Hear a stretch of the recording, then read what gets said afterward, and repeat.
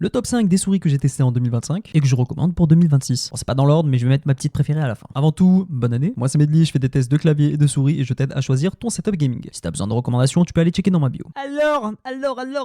D'abord, je vais commencer avec la Maya 8K et la Maya X. La seule vraie différence qu'il y a entre ces deux modèles, ça va être la taille. La forme aussi des boutons sur le côté. À part cela, performance au top. Qualité de construction incroyable. On est, je crois, sur du 45 grammes sur la classique. Entre 40 et 50 grammes, quoi. Si t'as une Superlight 2 et tu veux une souris dans le même gabarit, même taille à peu près, mais juste meilleure, tu peux partir sur la Maya X. Sinon, si tu veux une version un peu plus petite, tu peux partir sur la Maya 8K. Ensuite, celle que j'ai bien kiffé récemment, la Beast X. On la présente plus. Excellente souris, que ça soit en qualité de construction, performance bien sûr, un design très atypique. Maintenant, on a le choix entre les côtés en râpe à fromage ou alors les côtés pleins. Et aussi, il y a 3 grandes versions de la souris. T'as la Pro, la Mini et la Max. Comment choisir? Ça dépend de la taille de ta main et de ton grip. Ensuite, la tueuse de G Pro Superlight 2, la A9 Ultimate. Meilleure qualité de construction, tout aussi performante, plus légère, même forme, même taille et une bien meilleure batterie. Une souris qui fait concurrence à la Superlight 2 en coûtant à peine 80 €. Il y a aussi différentes couleurs. Bon, moi, je l'ai en rouge. Il y a noir, blanc et il y a rose, si je dis pas de bêtises. Ensuite, la X2 Crazy Light. Merci Begitech de m'avoir fait découvrir cette souris parce que c'est une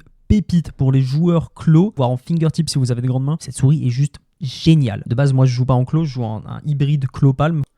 Là, j'ai pu jouer sur un petit clos agressif. Incroyable, incroyable. D'ailleurs, Pulsar, ils ont parlé de leur prochain modèle qui vont sortir en 2026 et ils envoient du lourd. J'ai vraiment hâte. Et enfin, à jamais dans mon cœur, la Hitscan Hyperlight. J'aurais pu mettre la F1 de chez ATK à la place parce qu'elles reprennent la même forme. Mais vraiment, le seul truc qui m'a fait préférer cette souris, c'est la position du capteur. Le capteur de la Hitscan Hyperlight est un peu plus haut. En fait, ça permet quoi? Ça permet que quand je bouge juste au niveau du poignet, c'est un peu plus sensible.